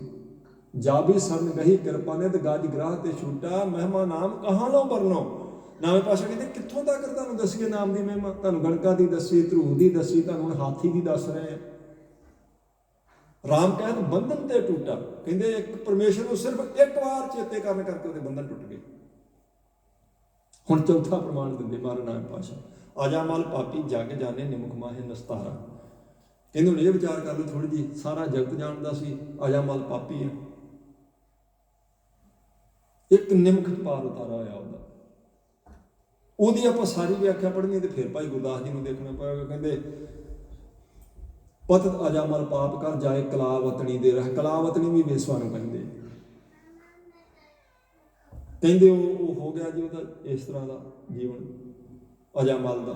ਹੈ ਤਾਂ ਵਿਦਵਾਨ ਸੀ ਪਰ ਉਸ ਪਾਸੋਂ ਹਟ ਕੇ ਤਾਂ ਉਹ ਵੇਸਵਾ ਦੇ ਨਾਲ ਰਹਿਣ ਲੱਗ ਪਿਆ। ਪਤਤ ਅਜਾਮਲ ਪਾਪ ਕਰ ਜਾਏ ਕਲਾਵਤਨੀ ਤੇ ਰਹਿਆ, ਗੁਰ ਤੋਂ ਬੇਮੁਖ ਹੋਏ ਕੈ ਪਾਪ ਕਮਾਵੇ ਦੁਰਮਤ ਦਹਿਆ। ਕਹਿੰਦੇ ਆਪਣੇ ਗੁਰੂ ਗੁਰੂ ਕੋਲ ਜਾਂਦਾ ਸੀ ਨਾ ਪੜ੍ਹਨ, ਰੋਜ਼ ਕਲਾਸ ਲਾਉਣ ਲਈ ਜਾਂਦਾ ਸੀ, ਸਿੱਖ ਰਿਹਾ ਸੀ, ਵਿਦਵਾਨ ਸੀ, ਵਿਦਿਆ ਪੜ੍ਹਦਾ ਪਿਆ ਸੀ। ਰਸਤੇ 'ਚ ਉਹਦਾ ਘਰ ਪੈਂਦਾ ਸੀ, ਉੱਥੋਂ ਮੁੜ ਕੇ ਉਹਦੀ ਸੁਰਤੀ ਉੱਧਰ ਨੂੰ ਹੋ ਗਈ। ਮੁੜ ਕੇ ਉਹਨੇ ਜਾਣਾ ਹੀ ਬੰਦ ਕਰਤਾ, ਉਹ ਪੌੜੀਆਂ ਹੀ ਉਹਦੀਆਂ ਚੜ੍ਹਦਾ, ਹੁਣ ਅੱਗੇ ਜਾਂਦਾ ਹੀ ਨਹੀਂ, ਆਪਣੇ ਗੁਰੂ ਕੋਲ ਜਾਣਾ ਹੀ ਬੰਦ ਕਰਤਾ ਜਿੱਥੋਂ ਸਿੱਖਦਾ ਸੀ। ਗੁਰ ਤੇ ਬੇਮੁਖ ਹੋਏ ਕੈ ਪਾਪ ਕਮਾਵੇ ਦੁਰਮਤ ਦਹਿਆ, ਬਿਰਥਾ ਜਨਮ ਗਵਾਇਆ ਭਵ ਜਲ ਅੰਦਰ ਫਿਰਦਾ ਵਹਿਆ। ਕਹਿੰਦੇ ਸਾਰਾ ਸਭ ਜਨਮ ਐਵੇਂ ਸਮਝ ਲਓ, ਹੁਣ ਤੇ ਉਹਨੇ ਭਵ ਜਲ 'ਚ ਤੁਰਿਆ ਫਿਰਦਾ ਬਸ। ਪਰ ਕਰਮ ਗਤੀ ਕਹਿੰਦੇ ਅੱਗਿਓਂ ਕੀ ਹੋਇਆ, ਕਹਿੰਦੇ 6 ਪੁੱਤ ਜਾਏ ਵੇਸਵਾ, ਪਾਪਾਂ ਦੇ ਫਲ ਇੱਛੇ ਲਹਿਆ। 6 ਪੁੱਤਰ ਪੈਦਾ ਹੋਏ ਅਜਾਮਲ ਦੇ ਉਸ ਵੇਸਵਾ ਤੋਂ, 6 ਪੁੱਤਰ ਹੋਏ ਪੈਦਾ। ਪੁੱਤਰ ਅਪੰਨਾ 7ਵਾਂ ਨਾਮ ਧਰਾਇਣ ਨੂੰ ਚਿੱਤ ਉਮਹਿਆ। ਕਹਿੰਦੇ ਜਦੋਂ 7ਵਾਂ ਪੁੱਤਰ ਪੈਦਾ ਹੋਇਆ ਅਜਾਮਲ ਦੇ ਘਰੇ ਤੇ ਉਹਦੇ ਮਨ 'ਚ, ਹੁਣ ਵੇਖੋ ਕਿਉਂਕਿ ਸੰਸਕਾਰ ਪਹਿਲਾਂ ਸੀ ਨਾ, ਜਾਂਦਾ ਸੀ ਆਪਣੇ ਗੁਰੂ ਕੋਲੇ, ਵਿਦਿਆ ਪੜ੍ਹਦਾ ਸੀ, ਉਹ ਸੰਸਕਾਰ ਅਚੇਤ ਮਨ 'ਚੋਂ ਜਾਂਦੇ ਨਹੀਂ ਹੁੰਦੇ। ਇਸੇ ਲਈ ਕਹਿੰਦੇ ਗੁਰਮੁਖੋ ਉੱਠਦਿਆਂ ਸਾਰ ਆਖੋ ਵਾਹਿਗੁਰੂ ਵਾਹਿਗੁਰੂ। ਇਹ ਤੁਹਾਡੇ ਅਚੇਤ ਮਨ 'ਚ ਪੈ ਗਿਆ, ਕਦੀ ਕੰਮ ਦੇਣਗੇ ਤੇ ਬੀਜ ਬੀਜਿਆ ਗਿਆ। ਸੌਣ ਲੱਗਿਆ ਆਖੋ ਵਾਹਿਗੁਰੂ ਵਾਹਿਗੁਰੂ, ਇਹ ਤੁਹਾਡੇ ਅਚੇਤ ਮਨ 'ਚ ਜਾਣਗੇ, ਕਦੀ ਕੰਮ ਦੇਣਗੇ। ਅਜਾਮਲ ਦਾ ਉਹ ਕੰਮ ਦੇ ਗਿਆ ਕਿਉਂਕਿ ਉਹ ਸੀ ਅਚੇਤ ਮਨ 'ਚ ਨਾ, ਜਾਂਦਾ ਜੀ ਸੀ ਵਿਦਿਆ ਪੜ੍ਹਨ। ਤਾਂ ਉਹ ਹੁਣ ਕਹਿੰਦੇ ਪੁੱਤਰ ਉਪੰਨਾ 7ਵਾਂ ਨਾਮ ਧਰਾਇਣ ਨੂੰ ਚਿੱਤ ਉਮਹਿਆ। ਹੁਣ ਉਹਦੇ ਚਿੱਤ 'ਚ ਆਇਆ ਵੀ ਇਹਦਾ ਨਾਮ ਪੁੱਤਰ ਦਾ ਮੈਂ ਗੁਰੂ ਤੋਂ ਰਖਵਾਵਾਂ। ਜਿਵੇਂ ਬੱਚੇ ਨੂੰ ਗੁਰਦੁਆਰਾ ਸਾਹਿਬ ਲੈ ਕੇ ਆਉਂਦੇ ਜੀ ਨਾਮ ਰਖਾਉਣਾ, ਬਹੁਤ ਉੱਤਮ ਮਰਿਆਦਾ ਹੈ ਅਸਲ 'ਚ, ਬਹੁਤ ਵੱਡੀ। ਮਹਾਰਾਜ ਕਿਰਪਾ ਕਰਨ ਤਾਂ ਫਿਰ ਆਖੀਦਾ ਵੀ ਅਰਦਾਸ ਕਰੋ ਜੀ ਤੇ ਮੁੱਖ ਵਾਕ ਲਓ, ਤੇ ਗੁਰਮੁਖ ਪਿਆਰੇ ਫਿਰ ਆਪਾਂ ਨੂੰ ਮੁੱਖ ਵਾਕ ਦਾ ਪਹਿਲਾ ਅੱਖਰ ਦੱਸਦੇ, ਫਿਰ ਨਾਮ ਰੱਖ ਲਈਦਾ। ਇਹ ਹੋ ਗਿਆ ਉਹਦੇ ਮਨ 'ਚ ਆਇਆ ਵੀ ਚਲੋ 6 ਪੁੱਤਰਾਂ ਦੇ ਨਾਮ ਤਾਂ ਮੈਂ ਆਪਣੀ ਮਰਜ਼ੀ ਨਾਲ ਰੱਖ ਲਿਆ, ਤੇ ਇਹਦਾ ਹੋਵੇ ਨਾ ਤਾਂ ਮੈਂ ਆਪਣੇ ਗੁਰੂ ਕੋ ਨਾਮ ਰਖਾਵਾਂ, ਕਿਉਂਕਿ ਸੰਸਕਾਰ ਪਿਛਲਾ ਉਗੜ ਗਿਆ ਨਾ। ਪੂਰਬ ਕਰਮ ਅੰਕਰ ਜਬ ਪ੍ਰਗਟੇ, ਉਹ ਅੰਕਰ ਪੂਰਬਲਾ ਪ੍ਰਗਟਣਾ ਹੀ ਪ੍ਰਗਟਣਾ। ਇਸ ਕਰਕੇ ਕਹਿੰਦੇ ਗੁਰਮੁਖੋ, ਇਸ ਕਰਕੇ ਆਖੀਦਾ ਨਾ 2-3 ਮੈਂ ਆਪਾਂ ਕਿਸੇ ਤੇ ਤਰਕ ਨਹੀਂ, ਪਰ ਕਦੀ ਕਦੀ ਬੇਨਤੀ ਮੈਂ ਕਰਦਾ ਹੁੰਦਾ ਗੁਰਮੁਖੋ, ਜਦੋਂ ਬੱਚਾ ਤੁਹਾਡੇ ਅਧੀਨ ਆ ਨਾ ਜੀ, 3 ਸਾਲ ਦਾ, 4 ਸਾਲ ਦਾ, 7 ਸਾਲ ਦਾ, 10 ਸਾਲ ਦਾ, ਕਦੀ ਉਹਨੂੰ ਫੜ ਕੇ ਨਾਈ ਦੀ ਦੁਕਾਨ ਤੇ ਨਾ ਲੈ ਕੇ ਜਾਓ, ਉਹਦੇ ਕਰਮ ਦੇ ਜ਼ਿੰਮੇਵਾਰ ਤੁਸੀਂ ਆ। ਉਦੋਂ ਬੱਚੇ ਨੂੰ ਨਹੀਂ ਪਤਾ ਮੈਨੂੰ ਕਿੱਥੇ ਲੈ ਕੇ ਜਾ ਰਹੇ। ਮਾਂ ਪਿਓ ਬੱਚੇ ਦੇ ਕਰਮ ਦੇ ਜ਼ਿੰਮੇਵਾਰ ਆ। ਉਦੋਂ ਬੱਚਾ ਵੱਡਾ ਹੋ ਕੇ ਉਹ ਕੀ ਕਰਦਾ ਉਹਦੀ ਮਰਜ਼ੀ, ਉਹ ਆਪਣੇ ਕਰਮ ਦਾ ਖੁਦ ਜ਼ਿੰਮੇਵਾਰ ਬਣੇਗਾ। ਲੇਕਿਨ ਜਦੋਂ ਉਹ ਬੱਚਾ, ਜੇ ਆਪਾਂ ਲੈ ਕੇ ਜਾਵਾਂਗੇ ਉਹਦੇ ਚੇਤ ਮਨ 'ਚ, ਆਪਾਂ ਕੀ ਬੀਜ ਰਹੇ ਹਾਂ ਜੀ, ਕੀ ਨਿਕਲੇਗਾ ਉਹਦੇ ਮਨ 'ਚੋਂ? ਜੋ ਚੇਤ ਮਨ 'ਚ ਹੈਗਾ ਉਹੀ ਨਿਕਲੇਗਾ ਨਾ ਫਿਰ। ਇਸ ਲਈ ਉਹ ਸੰਸਕਾਰ ਕੈਸੇ ਬਣਾ ਦੇਣੇ ਹੁੰਦੇ ਬੱਚੇ ਦੇ, ਇਹ ਬਚਪਨ ਵਿੱਚ ਮਾਪੇ ਸੋਚਣ। ਬਹੁਤ ਫਰਕ ਪੈਂਦਾ ਇਸ ਗੱਲ ਨਾਲ। ਤਾਂ ਹੁਣ ਉਹਦਾ ਸਾਹਮਣੇ ਆਇਆ ਤੇ ਉਹਦਾ ਮਨ ਕੀਤਾ ਚਲੋ ਕਦੀ ਗਏ ਨਹੀਂ ਹੁਣ ਤਾਂ, ਤੇ ਚਲੋ ਨਾਲੇ ਮਾਫੀ ਮੰਗਦੇ ਆ ਆਪਣੇ ਗੁਰੂ ਤੋਂ, ਨਾਲੇ ਉਹਨੂੰ ਕਹੀਏ ਜੀ ਮੇਰੇ ਬੱਚੇ ਦਾ ਨਾਮ ਰੱਖ ਦਿਓ। 7ਵੇਂ ਪੁੱਤਰ ਦਾ ਨਾਮ ਰਖਾਉਣ ਲਈ ਅਜਾਮਲ ਨੂੰ ਲੈ ਗਿਆ ਜੀ ਉੱਥੇ। ਹੁਣ ਅਗਲੇ ਬੰਨੇ ਉਹ ਤਾਂ ਗੁਰਮੁਖ ਆ, ਉਹ ਕਹਿੰਦੇ ਚਲੋ ਆ ਗਿਆ ਜੀ, ਬੜੇ ਚਿਰ ਬਾਅਦ ਆਇਆ। ਗੁੱਸਾ ਨਹੀਂ ਕੀਤਾ, ਗੁੱਸਾ ਕਰਦੇ ਕਿਉਂਕਿ ਦੁਰਮਤ ਦੇਖ ਦਿਆਲ ਹੋਏ। ਇਹ ਮਹਾਂਪੁਰਸ਼ ਦੀ ਨਿਸ਼ਾਨੀ ਹੈ, ਖੋਟੀ ਮੱਤ ਦੇ ਕੇ ਦਇਆ ਕਰਦੇ ਆ, ਗੁੱਸਾ ਨਹੀਂ ਕਰਦੇ। ਇੱਕ ਦੁਨਿਆਵੀ ਜੇ ਬਿਰਤੀ ਹੋਵੇ ਤਾਂ ਬੰਦੇ ਨੂੰ ਹੁੰਦਾ ਚਲੋ ਜੀ ਅੱਛਾ ਪਤਾ ਲੱਗ ਗਿਆ ਇਹਦਾ, ਫਿਰ ਤਾਂ ਭੰਡਦੇ ਆ, ਨਹੀਂ ਇਹ ਨਹੀਂ। ਉਹਨਾਂ ਆਖਿਆ ਚਲੋ ਆ ਗਿਆ, ਭਲਾ ਹੋਇਆ, ਦੱਸ ਕਿਵੇਂ? ਕਹਿੰਦਾ ਜੀ ਬੱਚਾ ਮਹਾਰਾਜ ਨੇ ਦਿੱਤਾ ਤਾਂ ਇਹਦਾ ਨਾਮ ਰਖਾਉਣਾ ਸੀ। ਨਾਮ ਰਖਾਉਣ ਗਿਆ, ਉਹਨਾਂ ਨੇ ਆਖਿਆ ਵੀ ਚਲੋ ਹੁਣ ਇਹਦਾ ਭਲਾ ਹੋਣਾ ਚਾਹੀਦਾ। ਉਹਨਾਂ ਨੇ ਉਹਦੇ ਪੁੱਤਰ ਦਾ ਨਾਮ ਰੱਖ ਦਿੱਤਾ ਨਰਾਇਣ। ਗੁਰਮੁਖ ਨਾਮ ਨਰਾਇਣ ਕਹਿਆ ਭਾਈ ਗੁਰਦਾਸ ਜੀ ਕਹਿੰਦੇ। ਉਹਦੇ ਮਨ 'ਚ ਆਈ ਤਾਂ ਉਹਨਾਂ ਨੇ ਆਖਿਆ ਇਹਦਾ ਨਾਮ ਚੱਲ ਨਰਾਇਣ ਹੈ ਇਹਦਾ ਨਾਮ। ਹੁਣ ਨਰਾਇਣ ਤਾਂ ਅਕਾਲ ਪੁਰਖ ਵਾਹਿਗੁਰੂ ਦਾ ਨਾਮ ਹੈ, ਪਰਮੇਸ਼ਰ ਦਾ ਨਾਮ ਹੈ ਜੀ। ਉਹ ਜਦੋਂ ਕਦੀ ਆਵਾਜ਼ ਮਾਰਦਾ ਆਪਣੇ ਪੁੱਤਰ ਨੂੰ, ਕੁਦਰਤੀ ਇੱਕ ਗੱਲ ਹੁੰਦੀ ਹੈ, ਇੱਕ ਦੁਨਿਆਵੀ ਵਰਤਾਰਾ ਆਪਾਂ ਕਹਿ ਲਈਏ ਵੀ ਛੋਟੇ ਬੱਚੇ ਨਾਲ ਥੋੜ੍ਹਾ ਜਿਹਾ ਮਾਪਿਆਂ ਦਾ ਮੋਹ ਵੱਧ ਹੁੰਦਾ। ਉਹ ਛੋਟਾ ਸੀ ਸਾਰਿਆਂ ਤੋਂ, ਉਹਦਾ ਨਾਮ ਰੱਖਿਆ ਨਰਾਇਣ। ਨਾਮ ਨਰਾਇਣ ਰੱਖਿਆ ਤਾਂ ਉਹ ਬਹੁਤੀ ਜ਼ਿੰਦਗੀ ਨਹੀਂ ਹੁਣ ਅਜਾਮਲ ਦੇ ਕੋਲ ਹੈਗੀ, ਉਹਦਾ ਅੰਤਲਾ ਸਮਾਂ ਆ ਗਿਆ ਜੀ। ਭਾਈ ਗੁਰਦਾਸ ਜੀ ਕਹਿੰਦੇ ਅੰਤ ਕਾਲ ਜਮ ਦੂਤ ਦੇਖ ਪੁੱਤ ਨਰਾਇਣ ਬੋਲੇ ਸ਼ਹਿਆ। ਸ਼ਹਿਆ ਦਾ ਮਤਲਬ ਹੁੰਦਾ ਡਰਿਆ। ਉਹ ਕਹਿੰਦੇ ਅੰਤਲੇ ਸਮੇਂ ਜਦੋਂ ਜਾਨ ਨਿਕਲਣ ਲੱਗੀ ਤੈਨੂੰ ਜਮਦੂਤ ਦਿਖਾਈ ਦਿੱਤੇ, ਕਿਉਂਕਿ ਸੰਸਕਾਰ ਸੀ ਨਾ ਭਲੇ ਵਾਲਾ ਸਾਹਮਣੇ ਆਉਣਾ ਸੀ ਕਦੀ ਨਹੀਂ। ਤੇ ਆਪ ਲੋਕ ਕਹਿੰਦੇ ਆ ਬਈ ਦਿਖਾਈ ਦੇ ਜਾਂਦੇ ਆ, ਉਦੋਂ ਆਪਾਂ ਨੂੰ ਨਹੀਂ ਪਤਾ, ਆਪਣਾ ਕੋਈ ਨਿੱਜੀ ਤਜਰਬਾ ਤਾਂ ਹੈਗਾ ਨਹੀਂ, ਪਰ ਕਹਿੰਦੇ ਜਾਨ ਨਿਕਲਣ ਲੱਗਿਆ ਸਾਰੀ ਰੀਲ ਬੰਦੇ ਦੇ ਸਾਹਮਣੇ ਨਿਕਲਦੀ ਇੱਕ ਵਾਰੀ ਸਾਰੀ ਜ਼ਿੰਦਗੀ ਦੀ। ਜਦੋਂ ਸਵਾਸ ਨਿਕਲਣ ਲੱਗਦਾ ਉਹਨੂੰ ਸਭ ਕੁਝ ਚੇਤੇ ਆਉਂਦਾ ਤਾਂ ਦਿਖਾਈ ਵੀ ਦਿੰਦੇ, ਕਿਉਂਕਿ ਦਿਖਾਈ ਦਿੱਤੇ ਤਾਂ ਉਹਨੇ ਡਰੇ ਨੇ ਨਰਾਇਣ ਆਖਿਆ ਉਸ ਵੇਲੇ, ਕਿਉਂਕਿ ਬ੍ਰਹਮ ਗਿਆਨੀਆਂ ਦੇ ਬਚਨ ਹੈ ਭਾਈ ਗੁਰਦਾਸ ਜੀ ਦੇ। ਉਹ ਕਹਿੰਦੇ ਅੰਤਕਾਲ ਜਮਦੂਤ ਦੇਖ ਪੁੱਤ ਨਰਾਇਣ ਬੋਲੇ ਸ਼ਹਿ। ਡਰੇ ਦੇ ਮੂੰਹ ਨਰਾਇਣ ਨਰਾਇਣ ਨਿਕਲਿਆ। ਆਵਾਜ਼ ਤਾਂ ਆਪਣੇ ਪੁੱਤਰ ਦੇ ਮਾਰੀ ਉਹਨੇ, ਪਰ ਨਾਮ ਪਰਮੇਸ਼ਰ ਦਾ ਸੀ ਨਾ। ਅੰਤਕਾਲ ਜੋ ਅੰਤਕਾਲ ਨਰਾਇਣ ਸਿਮਰਿਆ ਸੀ ਚਿੰਤਾ ਮੈਂ ਜੇ ਮਰਿਆ ਬਦਤ ਲੋਚਨ ਤੇ ਨਰ ਮੁਕਤਾ ਪੀਤੰਬਰ ਪਾ ਕੇ ਗਰੰਟੀ ਦੇਤੀ ਨਾ ਮਹਾਰਾਜ ਸਾਨੂੰ। ਅੰਤਲੇ ਸਮੇਂ ਮੁੱਖ ਤੋਂ ਨਿਕਲਣਾ ਚਾਹੀਦਾ ਵਾਹਿਗੁਰੂ ਬਸ, ਪਰ ਚਲਾਕੀ ਨਾ ਹੋਵੇ ਕਿ ਅੰਤਲੇ ਸਮੇਂ ਤੇ ਵਾਹਿਗੁਰੂ ਮੁੱਖੋਂ ਕੱਢ ਲੇਗਾ, ਨਿਕਲਦਾ ਨਹੀਂ ਹੁੰਦਾ। ਮੈਂ ਸ਼ਾਇਦ ਅੱਗੇ ਵੀ ਬੇਨਤੀ ਕੀਤੀ ਉਹਨੇ, ਮੈਂ ਇੱਕ ਗਿਆਨ ਸਿੰਘ ਨਾਂ ਦੇ ਬੰਦੇ ਦੀ ਜਾਨ ਨਿਕਲਦੀ ਵੇਖੀ ਸੀ। ਛੋਟੇ ਸਾਂ ਤੇ ਲੋਕ ਭੀੜ ਇਕੱਠੀ ਹੋਈ, ਚਲੋ ਬੱਚੇ ਦੇਖਣ ਚੱਲ ਕੇ ਕੀ ਹੋਣ ਡਿਆ, ਤਾਂ ਉਹਦਾ ਘੋਰੜੂ ਵੱਜ ਰਿਹਾ ਸੀ। ਸਿਆਣੇ ਲੋਕ ਉਹਨੂੰ ਕਹਿ ਰਹੇ ਸੀ ਗਿਆਨ ਸਿੰਘ ਕਹਿ ਵਾਹਿਗੁਰੂ, ਗਿਆਨ ਸਿੰਘ ਤੇਰਾ ਗਿਆਨ ਸਿੰਘ ਵਾਹਿਗੁਰੂ। ਉਹਦੇ ਕੋਲ ਵਾਹਿਗੁਰੂ ਨਹੀਂ ਸੀ ਨਿਕਲਿਆ, ਦੇਖ ਲਓ ਤੁਸੀਂ। ਐ ਚਲਾਕੀ ਨਾਲ ਨਹੀਂ ਨਿਕਲਦਾ ਹੁੰਦਾ, ਇਹ ਤਾਂ ਸੰਸਕਾਰ ਹੋਵੇ ਪੂਰਬਲਾ ਤਾਂ ਨਿਕਲ ਆਵੇ, ਬੀਜਿਆ ਹੋਊ ਤਾਂ ਨਿਕਲ ਆਊ ਨਾ ਜੀ। ਅਚੇਤ ਮਨ ਚ ਹੋਊ ਤਾਂ ਨਿਕਲ ਆਏਗਾ, ਹੈ ਹੀ ਨਹੀਂ ਤਾਂ ਕਿੱਥੋਂ ਨਿਕਲਣਾ ਫਿਰ। ਇਸ ਲਈ ਭਾਈ ਗੁਰਦਾਸ ਜੀ ਕਹਿੰਦੇ ਅੰਤਕਾਲ ਜਮ ਦੂਤ ਦੇਖ ਪੁੱਤ ਨਰਾਇਣ ਬੋਲੇ ਸ਼ਹਿਆ। ਫਿਰ ਕੀ ਹੋਇਆ ਜੀ?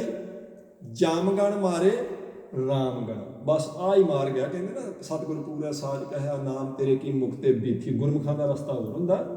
ਉਹ ਕਹਿੰਦੇ ਬੈਕੁੰਠ ਗਈ ਬਬਾਨ ਚੜ, ਜਿਹੜੇ ਪ੍ਰਮਾਣਾਂ 'ਚ ਦੇ ਰਹੇ ਮਹਾਰਾਜ ਨਵੇਂ ਪਾਤਸ਼ਾਹ ਜੀ ਕਹਿੰਦੇ ਉਹ ਬਬਾਨ ਤੇ ਬਕੁੰਠਾਂ ਨੂੰ ਜਾਣ ਲਈ ਰਾਮਗਣ ਲੈਣ ਵਾਸਤੇ ਆਉਣਗੇ, ਔਰ ਬਕੁੰਠ ਤੇ ਚੜ ਕੇ ਬਬਾਨ ਤੇ ਚੜ ਕੇ ਬਕੁੰਠ ਨੂੰ ਜਾਣਾ, ਤੇ ਦੂਜੇ ਨੂੰ ਲੈਣ ਆਉਣਗੇ ਜਮਦੂਤ ਜਮਗਣ।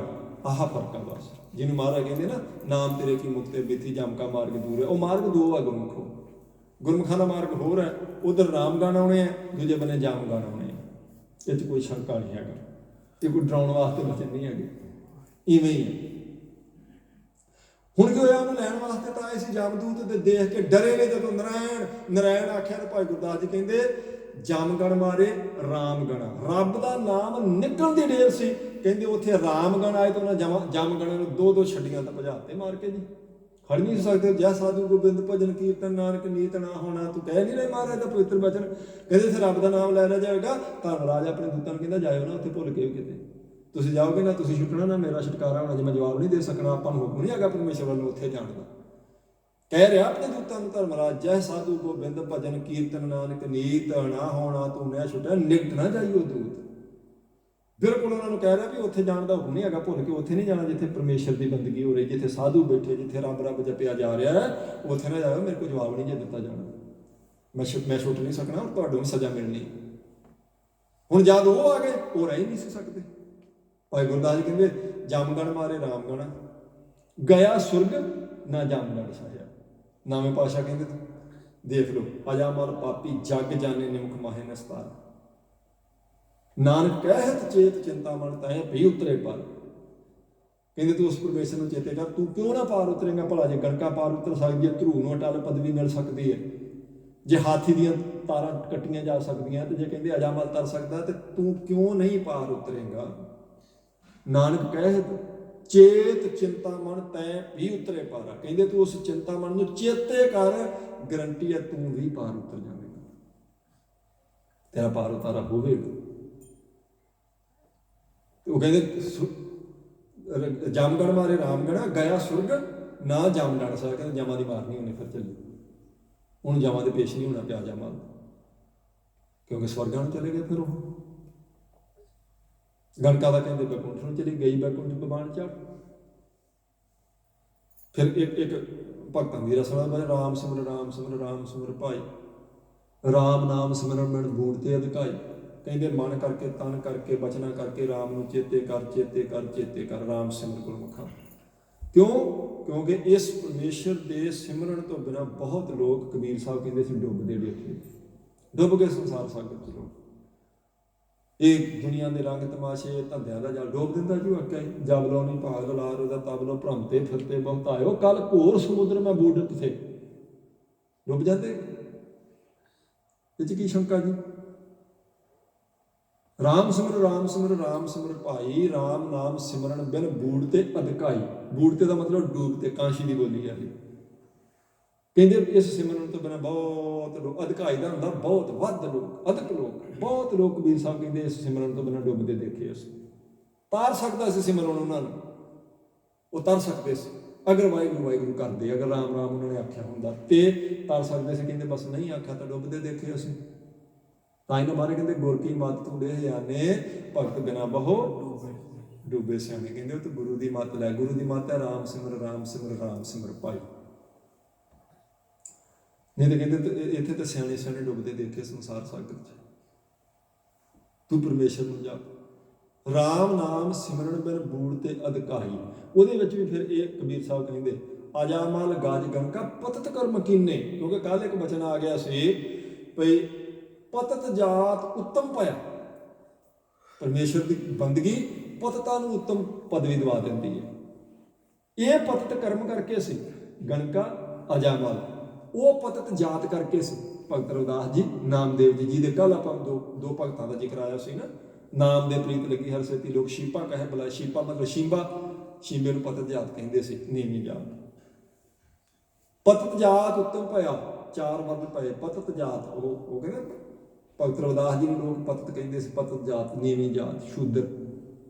ਉਹ ਜਨਮ, ਉਹ ਜਾਤ ਕਰਕੇ ਪਤਤ ਕਹਿ ਰਹੇ ਲੋਕ, ਇਹ ਕਰਮ ਕਰਕੇ। ਇਹ ਤਾਂ ਕਨੌਜ ਦਾ ਬ੍ਰਾਹਮਣ ਸੀ ਅਜਾਮਲ, ਤਾਂ ਇਹ ਜਾਤ ਕਰਕੇ ਪਤਤ ਨਹੀਂ ਸੀ, ਕਰਮ ਕਰਕੇ ਹੋ ਗਿਆ। ਪਰ ਮਹਾਰਾਜ ਜੀ ਵੇਖੋ ਤੁਸੀਂ ਬਾਣੀ, ਸਤਿਗੁਰੂ ਜੀ ਧੰਨ ਹੀ ਹੈ ਮਹਾਰਾਜ। ਉਹ ਕਹਿੰਦੇ ਭਾਵੇਂ ਜਾਤ ਕਰਕੇ ਲੋਕ ਪਤਤ ਕਹਿੰਦੇ, ਉੱਤਮ ਪਦਵੀ ਮਿਲ ਗਈ ਜਦੋਂ ਉਹਨਾਂ ਪਰਮੇਸ਼ਰ ਦਾ ਪੱਲਾ ਫੜਿਆ। ਭਾਵੇਂ ਕਰਮਾਂ ਕਰਕੇ ਪਤਤ ਸੀ, ਅਜਾਮਲ ਤੇ ਗਣਕਾ ਬਕੁੰਠਾਂ ਨੂੰ ਗਏ ਪਰਮੇਸ਼ਰ ਦੇ ਨਾਮ ਕਰਕੇ।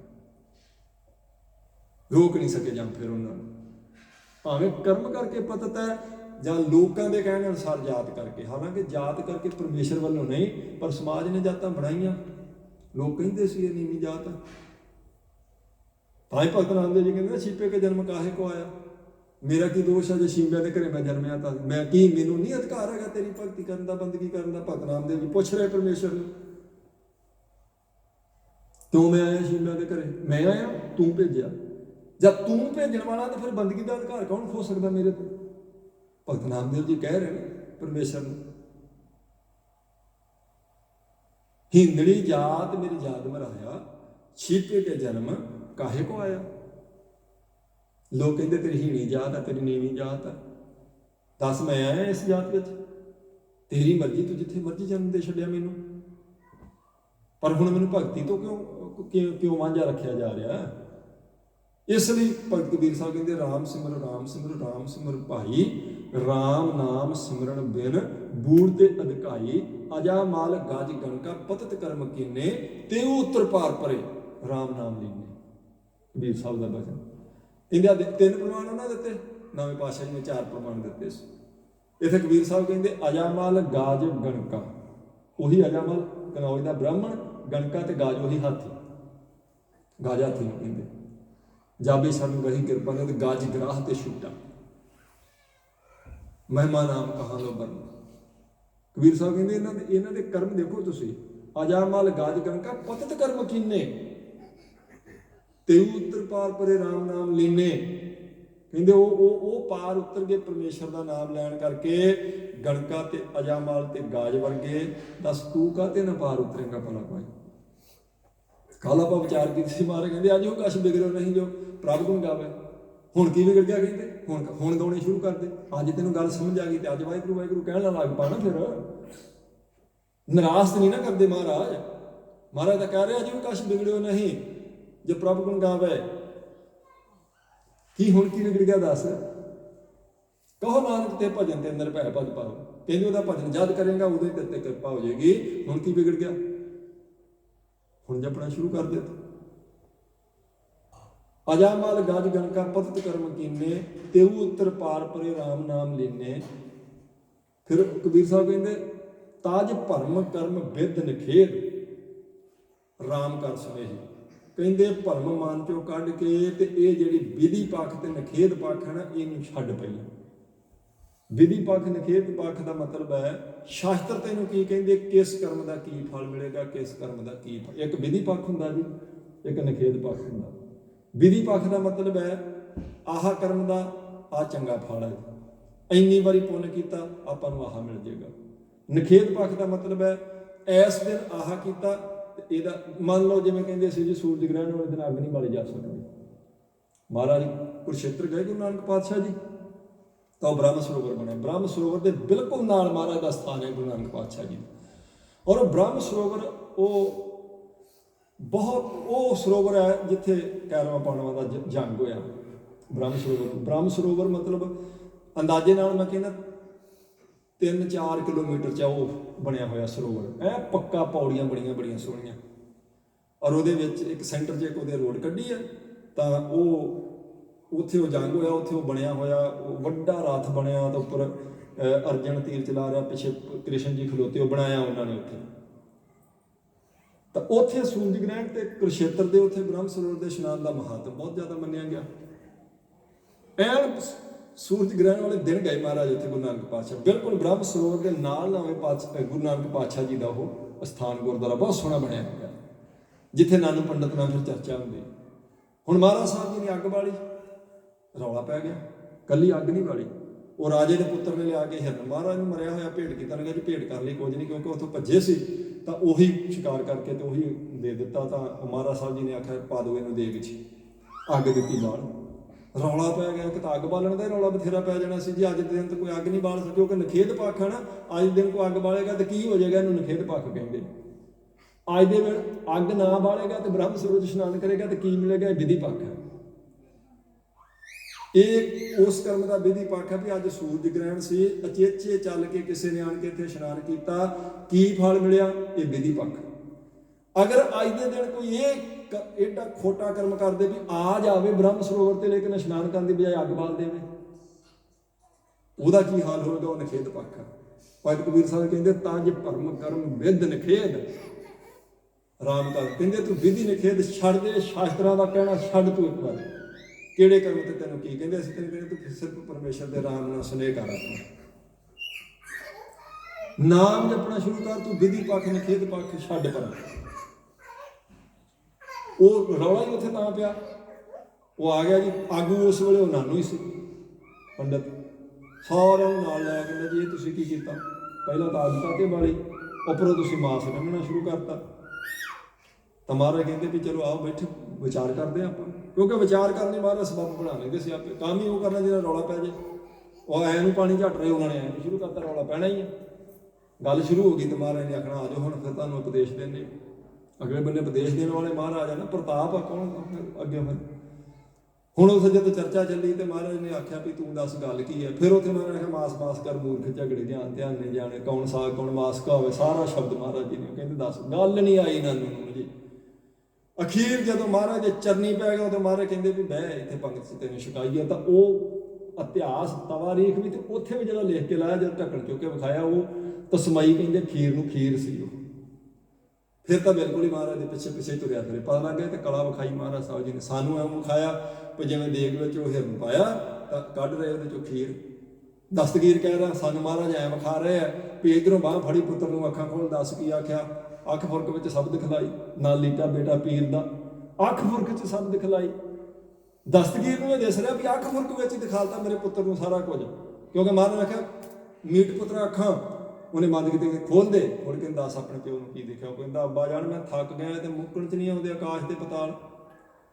ਉਹ ਕਹਿੰਦਾ ਇੱਦਾਂ ਕਿੱਦਾਂ ਹੋ ਸਕਦਾ ਪੁੱਤਰ, ਮਹਾਰਾਜ ਨੇ ਤੈਨੂੰ ਆਖਿਆ ਅੱਖਾਂ ਬੰਦ ਕਰ ਤੇ ਖੋਲ। ਉਹ ਕਹਿੰਦਾ ਹੱਦ ਹੋ ਗਈ ਤੁਹਾਡੇ ਵਾਲੀ, ਮੈਂ ਤਾਂ ਮਹੀਨਿਆਂ ਤੱਕ ਫਿਰਦਾ ਰਿਹਾ, ਮੈਂ ਪਹਿਲਾਂ ਤਾਂ ਆਕਾਸ਼ ਹੀ ਨਹੀਂ ਮੁੱਕਣ ਚਾਹੇ, ਮੈਂ ਹੀ ਤਰਲੇ ਲਏ ਮਹਾਰਾਜ ਚੱਲੀਏ ਵਾਪਸ, ਮੈਂ ਆਪਣੇ ਪਿਤਾ ਨੂੰ ਆਪੇ ਸਮਝਾ ਲਾਂਗਾ, ਇਹ ਨਹੀਂ ਮੁੱਕਦੇ।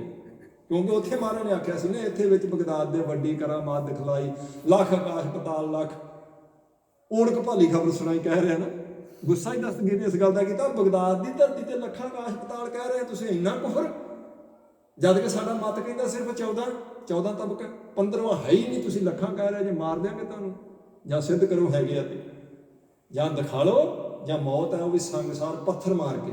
ਅਰਬ ਕੰਟਰੀਆਂ ਦੀ ਸਜ਼ਾ, ਅੱਧਾ ਧਰਤੀ 'ਚ ਦੱਬ ਕੇ ਪੱਥਰ ਮਾਰਦੇ ਹੋ।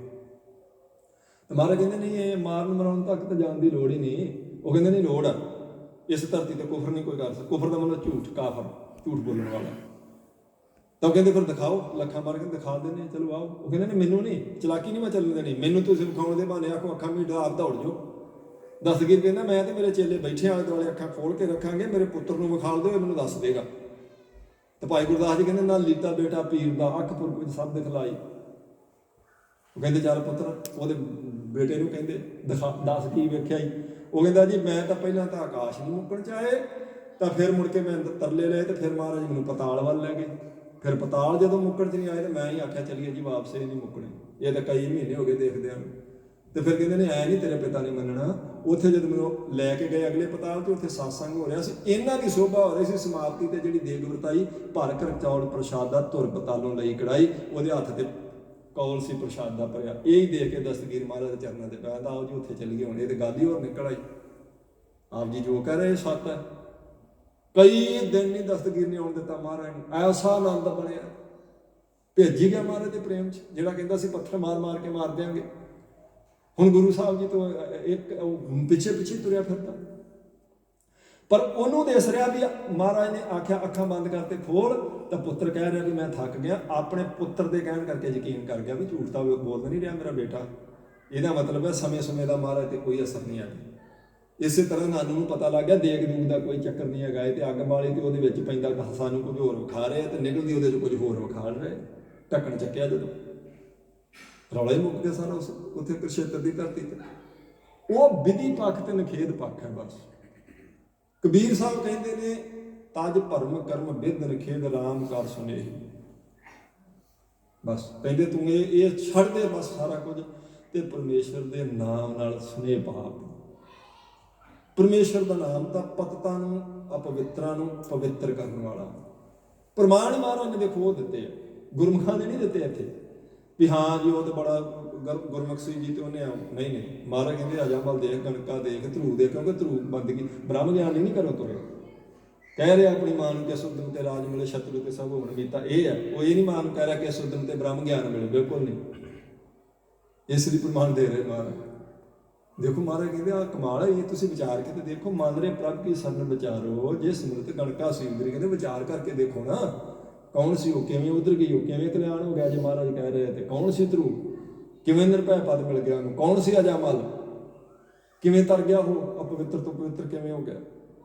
ਕਹਿੰਦੇ ਵਿਚਾਰ ਜ਼ਰੂਰ ਕਰੋ ਮਹਾਰਾਜ ਦੇ, ਪਰਮੇਸ਼ਰ ਦੇ ਨਾਮ ਦੀ ਕਲਾ ਦੀ ਵਿਚਾਰ ਕਰੋ, ਉਹਦੇ ਗੁਣਾਂ ਦੀ ਵਿਚਾਰ ਕਰਕੇ ਦੇਖੋ, ਤੁਹਾਡਾ ਮਨ ਕਰੂਗਾ ਵਾਹਿਗੁਰੂ ਵਾਹਿਗੁਰੂ ਕਹਿਣ ਨੂੰ, ਆਪਣੇ ਆਪ ਤੁਹਾਡੇ ਮਨ ਤੋਂ ਪਰਮੇਸ਼ਰ ਦਾ ਨਾਮ ਨਿਕਲੇਗਾ। ਕਹਿੰਦੇ ਬਿਰਧ ਨਖੇਦ ਦੇ ਚੱਕਰ 'ਚ ਨਹੀਂ ਪੈਣ ਦੀ ਲੋੜ, ਸਿਰਫ ਪਰਮੇਸ਼ਰ ਦੀ ਬੰਦਗੀ ਕਰਨੀ, ਨਾਮ ਜਪਣਾ। ਇਸ ਲਈ ਕਿਉਂਕਿ ਗੁਰਮੁਖ ਸੁਣਾ ਰਹੇ ਸੀ, ਉਹਨਾਂ ਨੇ ਆਪਾਂ ਨੂੰ ਜਿਹੜਾ ਸ਼ਬਦ ਸੁਣਾਇਆ ਸੀ, ਉਹਦੇ 'ਚ ਉਹਨਾਂ ਨੇ ਟੇਕ ਇਹ ਰੱਖੀ ਸੀ, ਆਠ ਪੈਰ ਸਾਲਾਹੇ ਸਿਰਜਣਹਾਰ। ਉਹ ਜਿਹਨੇ ਸਿਰਜਣਾ ਕੀਤੀ ਪੰਜਾਂ ਤੱਤਾਂ ਦੀ, ਸਾਡੀ ਸ੍ਰਿਸ਼ਟੀ ਦੀ, ਸਾਡੇ ਸਰੀਰਾਂ ਦੀ। ਅੱਠੇ ਪੈਰ ਮਨਾ ਸਕਾਲ ਪੁਰਖ ਵਾਹਿਗੁਰੂ ਦੀ ਆਰਾਧਨਾ ਕਰ, ਉਹਨੂੰ ਚੇਤੇ ਕਰਿਆ ਕਰ। ਅੱਠੇ ਪੈਰ ਦਾ ਮਤਲਬ ਇਹ ਹੈ ਵੀ ਉਹ ਇੱਕ ਕੁਦਰਤੀ ਸਬੱਬ ਬਣ ਜਾਂਦਾ, ਸਬਕ ਬਣ ਜਾਂਦਾ। ਅੱਠੇ ਪੈਰ ਯਾਦ ਆਪਾਂ ਕਰ ਨਹੀਂ ਸਕਦੇ, ਖੇਚਲ ਤੇ ਕੋਸ਼ਿਸ਼ ਕਰਕੇ ਨਹੀਂ ਕਰ ਸਕਦੇ, ਕੁਦਰਤੀ ਉਹਦੀ ਯਾਦ ਫਿਰ ਅੰਦਰ ਰਹਿਣ ਲੱਗ ਪੈਂਦੀ। ਅਕਾਲ ਪੁਰਖ ਵਾਹਿਗੁਰੂ ਉਹ ਅੱਠੇ ਪੈਰ ਵਾਲਾ ਚੱਲ ਪਵੇ ਕੰਮ, ਉਹਦੇ ਲਈ ਮਹਾਰਾਜ ਨੇ ਸਵੇਰ ਸ਼ਾਮ ਆਪਾਂ ਨੂੰ ਨਿਤਨੇਮ ਦਿੱਤਾ। ਸਵੇਰ ਸ਼ਾਮ ਦਾ ਮਤਲਬ ਇਹ ਹੈ, ਜਿਹੜੀ ਮਹਾਰਾਜ ਸਾਹਿਬ ਜੀ ਨੇ ਕਿਰਪਾ ਕੀਤੀ ਨਾ ਜੀ, ਸਵੇਰੇ ਗੁਰ ਸਤਿਗੁਰ ਗਾ ਜੋ ਸਿੱਖ ਖਾਏ ਸੋ ਭਲਕੇ। ਭਲਕੇ ਦਾ ਕੀ ਮਤਲਬ? ਸਵੇਰੇ ਸਵੇਰੇ ਸੋ ਭਲਕੇ ਉਠਣ, ਝਾ ਲਾਗੇ ਉਠ ਨਾਮ ਜਪ, ਨਿਸ ਬਾਸਰ ਆਰਾਧ। ਨਿਸ ਬਾਸਰ ਆਰਾਧ ਤਾਂ ਆਪੇ ਹੋ ਜਾਣਾ। ਸਾਨੂੰ ਉਹਨਾਂ ਨੇ ਇੰਨਾ ਆਖਿਆ ਝਾ ਲਾਗੇ ਉਠ ਨਾਮ ਜਪ। ਝਾ ਲਾਗੇ ਦਾ ਮਤਲਬ ਅੰਮ੍ਰਿਤ ਵੇਲਾ। ਕਹਿੰਦੇ ਤੂੰ ਸਵੇਰੇ ਉੱਠ ਕੇ ਘੜੀ ਬਹਿ ਜਾ ਕਰ, ਨਿਸ ਬਾਸਰ ਵਾਲਾ ਤੇਰਾ ਕੰਮ ਆਪੇ ਹੋਵੇਗਾ। ਉਹ ਤੂੰ ਨਹੀਂ ਕਰ ਸਕਦਾ, ਕਰ ਵੀ ਨਹੀਂ ਸਕਦਾ ਜੀ ਕੋਈ ਨਿਸ ਬਾਸਰ। ਨਿਸ ਮਤਲਬ ਰਾਤ, ਬਾਸਰ ਦਿਨ। ਰਾਤ ਤਾਂ ਬੰਦਾ ਸੌਵੇਗਾ ਨਾ ਕਿਰਤ ਕਰਕੇ ਜਿਹੜਾ ਆਇਆ, ਉਹ ਫਿਰ ਰਾਤ ਕਿਵੇਂ ਜਪੇਗਾ? ਉਹ ਕਹਿੰਦੇ ਰਾਤ ਜਪਣ ਵਾਲੀ ਜ਼ਿੰਮੇਵਾਰੀ ਸਾਡੀ ਹੈ। ਉਹ ਤੇਰੇ ਅੰਦਰ ਕਿਵੇਂ ਚੱਲਣਾ, ਉਹ ਤੇਰੇ ਵੱਸ ਦੀ ਗੱਲ ਨਹੀਂ। ਤੂੰ ਝਾ ਲਾਗੇ ਉੱਠ ਨਾਮ ਜਪ, ਨਿਸ ਬਾਸਰ ਆਰਾਧ। ਕਾਰਾ ਤੁਝੇ ਨਾ ਵਿਆਪੈ, ਨਾਨਕ ਮਿਟਿਓ ਪਾਦ। ਕਹਿੰਦੇ ਸਭ ਚਿੰਤਾ ਕਾੜੇ ਤੇਰੇ, ਸੋਗ ਫਿਕਰ ਦੁੱਖ ਦੂਰ ਹੋ ਜਾਣਗੇ। ਤੂੰ ਸਿਰਫ ਆਰਾਧਨੀ, ਨਾਮ ਆਰਾਧਨਾ, ਨਾਨਕ ਨਾਮ ਆਰਾਧ। ਤੇ ਸ਼ੁਰੂਆਤ ਕਿੱਥੋਂ ਕਰਨੀ? ਝਾ ਲਾਗੇ ਸਵੇਰੇ ਉੱਠ ਕੇ, ਮਤਲਬ ਸਵੇਰ ਦਾ ਨਿਤਨੇਮ, ਸਵੇਰੇ ਵਾਹਿਗੁਰੂ ਵਾਹਿਗੁਰੂ, ਸ਼ਾਮ ਦਾ ਨਿਤਨੇਮ, ਰਹਿਰਾਸ ਸਾਹਿਬ ਦਾ ਪਾਠ, ਬਾਕੀ ਜੋ ਮਹਾਰਾਜ ਸਾਹਿਬ ਜੀ ਨੇ ਆਪਾਂ ਨੂੰ ਆਖਿਆ। ਇਸ ਲਈ ਸੋ ਗੁਰੂ ਸਾਹਿਬ ਜੀ ਨੇ ਸਾਧ ਸੰਗਤ ਜੀ ਇਹ ਕਿਰਪਾ ਕੀਤੀ, ਸਿੱਧਾ ਸਿੱਧਾ ਸਾਡੇ ਕਲਿਆਣ ਦਾ ਮਾਰਗ ਦੱਸ ਦਿੱਤਾ। ਭਜਨ, ਬੰਦਗੀ, ਸਿਮਰਨ, ਸੇਵਾ, ਨਿਤਨੇਮ, ਸਤ ਸੰਗਤ, ਆਹੀ ਆ ਪੰਜ ਚਾਰ ਗੱਲਾਂ ਸਾਡੇ ਭਲੇ ਵਾਸਤੇ ਸਤਿਗੁਰੂ ਜੀ ਨੇ ਕਿਰਪਾ ਕੀਤੀ। ਮਹਾਰਾਜ ਸੱਚੇ ਪਾਤਸ਼ਾਹ ਜੀ ਦੇ ਸਾਧ ਸੰਗਤ ਜੀ ਆਪਾਂ ਥੋੜ੍ਹੀ ਦੇਰ ਗੁਣ ਗਾ ਸਕੇ ਹਾਂ। ਇਹ ਤਰਸ ਹੈ ਸੱਚੇ ਪਾਤਸ਼ਾਹ ਜੀ, ਕਿਉਂਕਿ ਗੁਰੂ ਸਾਹਿਬ ਜੀ ਦੀ ਵਡਿਆਈ ਹੈ। ਵਡਿਆਈ ਤਾਂ ਮਹਾਰਾਜ ਦਾ, ਇਹ ਤਾਂ ਚਲੋ ਕਈ ਵਾਰੀ ਕਿਸੇ ਦੇ ਮਨ 'ਚ ਕਿਸੇ ਤਰ੍ਹਾਂ ਆ ਸਕਦਾ, ਮਹਾਰਾਜ ਦੀ ਵਡਿਆਈ ਕਰਨੀ ਨਾ, ਹੋਰ ਨਹੀਂ ਆਪਾਂ ਨੂੰ ਕੁਛ ਆਉਂਦਾ ਤੇ ਆਪਾਂ ਇਹੀ ਆਖੀ ਜਾਂਦੇ ਧੰਨ ਗੁਰੂ ਨਾਨਕ ਦੇਵ ਮਹਾਰਾਜ, ਧੰਨ ਗੁਰੂ ਨਾਨਕ ਦੇਵ ਮਹਾਰਾਜ ਸੱਚੇ ਪਾਤਸ਼ਾਹ। ਇਹ ਵਡਿਆਈ ਹੈ ਸੱਚੇ ਪਾਤਸ਼ਾਹ ਜੀ, ਇਹ ਪਰਮੇਸ਼ਰ ਦੀ ਵਡਿਆਈ, ਸੱਚੀ ਗੱਲ ਨਹੀਂ ਕਿਸੇ ਨੇ ਮੰਨਣਾ, ਤਰਕ ਕਰਨੀ ਤਾਂ ਇਸੇ ਲਈ ਕਹੀਦਾ ਵੀ ਨਹੀਂ। ਜਿੰਨਾ ਮਹਾਰਾਜ ਨੇ ਆਖਿਆ ਉਨਾ ਹੀ ਕਰ ਲਓ ਚਲੋ। ਪਰ ਇਹ ਸਭ ਤੋਂ ਸੌਖਾ, ਜੇ ਨਹੀਂ ਕੋਈ ਪੰਜ ਬਾਣੀਆਂ ਪੜ੍ਹਨੀਆਂ ਆਉਂਦੀਆਂ ਕਿਸੇ ਨੂੰ, ਇਹ ਤਾਂ ਕਹਿ ਹੀ ਸਕਦਾ ਨਾ। ਤਾਂ ਹੀ ਮੈਂ ਰੱਬ 'ਚ ਬੇਨਤੀ ਕੀਤੀ ਸੀ, ਗੁਰ ਜੈਸਾ ਨਾਹੀ ਕੋ ਦੇਵ। ਗੁਰੂ ਸਾਹਿਬ ਵਰਗਾ ਕੌਣ ਹੈ ਗੁਰਮੁਖੋ? ਸਭ ਤੋਂ ਵੱਡਾ ਸਤਿਗੁਰੂ ਨਾਨਕ। ਸਤਿਗੁਰ ਵੱਡਾ ਕਰ ਸਲਾਹੀਏ, ਜਿਸ ਵਿੱਚ ਵੱਡੀਆਂ ਵਡਿਆਈਆਂ। ਮਹਾਰਾਜ ਦੀ ਸਿਫਤ ਕਰਨੀ ਕਿਸੇ ਤਰੀਕੇ ਕਰੀ ਚੱਲੋ ਜੀ। ਸੋ ਸਤਿਗੁਰੂ ਜੀ ਨੇ ਕਿਰਪਾ ਕੀਤੀ, ਇਹ ਸਮਾਂ ਆਪਾਂ ਨੂੰ ਸਫਲਾ ਕਰਨ ਦਾ ਸੁਭਾਗ ਬਖਸ਼ਿਆ। ਰਹਿਮਤ ਕਰਨ ਮਹਾਰਾਜ, ਇਹ ਇਸੇ ਤਰ੍ਹਾਂ ਬਣਿਆ ਰਹੇ ਜ਼ਿੰਦਗੀ 'ਚ। ਇਹ ਜਿਹੜਾ ਆਨੰਦ ਹੈ ਸਤ ਸੰਗਤ, ਸੇਵਾ, ਸਿਮਰਨ, ਨਿਤਨੇਮ, ਇਸੇ ਕਰਕੇ ਸਾਧ ਸੰਗਤ ਜੀ ਆਪਣਾ ਵੀ ਤਾਰ ਉਤਾਰਾ ਹੋਵੇਗਾ। ਸੋ ਸਤਿਗੁਰੂ ਜੀ ਰਹਿਮਤ ਕਰਨ, ਸਭ ਦੀ ਹਾਜ਼ਰੀ ਗੁਰੂ ਦਰ ਤੇ ਪ੍ਰਵਾਨ ਹੋਵੇ ਜੀ। ਵਿਚਾਰ ਕਰਦੇ ਹੋਈਆਂ ਭੁੱਲਾਂ ਚੁੱਕਾਂ ਦੀ ਖਿਮਾ ਬਖਸ਼ ਦੇਣੀ। 3-4 ਦਿਨ ਆਪ ਸੰਗਤਾਂ ਦੇ ਦਰਸ਼ਨ ਕੀਤੇ, ਆਨੰਦ ਦੋਵਾਂ ਪਾਸੇ ਇੱਕੋ ਜਿਹਾ ਹੁੰਦਾ। ਕਹਿਣ ਦਾ ਵੀ ਉਨਾ ਹੀ ਆਨੰਦ ਹੈ, ਕੋਈ ਗਾਵੇ ਕੋ ਸੁਣੇ, ਕੋ ਚਰ ਸੁਣਾਵੇ, ਜਨਮ ਜਨਮ ਕੀ ਮਲ ਉਤਰੇ ਮਨ ਚੰਗਾ। ਭਾਵੇਂ ਕਹਿ ਲਿਆ ਜਾਂ ਸੁਣ ਲਿਆ, ਫਲ ਤਾਂ ਸੇਮ ਹੀ ਹੈ ਨਾ ਜੀ। ਕੋਈ ਗਾਵੇ ਕੋ ਸੁਣੇ, ਕੋ ਚਰ ਸੁਣਾਵੇ, ਜਨਮ ਜਨਮ ਕੀ ਮਲ ਉਤਰੇ ਮਨ ਚਿੰਦਿਆ ਪਾਵੇ। ਸੋ ਸਤਿਗੁਰੂ ਜੀ ਨੇ ਕਿਰਪਾ ਕੀਤੀ ਆਪਣੇ ਉੱਪਰ। ਇਹ ਕਿਰਪਾ ਸਤਿਗੁਰੂ ਜੀ ਦੀ ਬਣੀ ਰਹੇ, ਇਹ ਅਰਦਾਸ ਬੇਨਤੀ ਅੱਗਿਓਂ ਸਤਿਗੁਰੂ ਜੀ ਰਹਿਮਤ ਕਰਨ। ਬਹੁਤ ਬਹੁਤ ਧੰਨਵਾਦ ਸਤਿਗੁਰੂ ਸ੍ਰੀ ਗੁਰੂ ਗ੍ਰੰਥ ਸਾਹਿਬ ਸੱਚੇ ਪਾਤਸ਼ਾਹ ਜੀ ਦਾ, ਆਪ ਸਾਰੀਆਂ ਸੰਗਤਾਂ ਦਾ, ਗੁਰੂ ਘਰ ਦੇ ਪ੍ਰਬੰਧਕਾਂ ਦਾ, ਇੱਥੋਂ ਦੇ ਗੁਰਮੁਖ ਪਿਆਰੇ ਗ੍ਰੰਥੀ ਸਿੰਘਾਂ ਜੀ ਦਾ, ਰਾਗੀ ਬਹੁਤ ਪਿਆਰ ਵਾਲੇ ਗੁਰਮੁਖ ਸਾਧ ਸੰਗਤ ਜੀ। ਸਤਿਗੁਰੂ ਜੀ ਰਹਿਮਤ ਕਰਨ, ਆਪ ਹੀ ਉਹ ਇਹ ਚੜ੍ਹਦੀ ਕਲਾ ਰੱਖਣ ਵਾਲੇ ਔਰ ਕਰਨ ਵਾਲੇ ਨੇ। ਭੁੱਲਾਂ ਚੁੱਕਾਂ ਦੀ ਖਿਮਾ ਜੀ। ਵਾਹਿਗੁਰੂ ਜੀ ਕਾ ਖਾਲਸਾ, ਵਾਹਿਗੁਰੂ ਜੀ।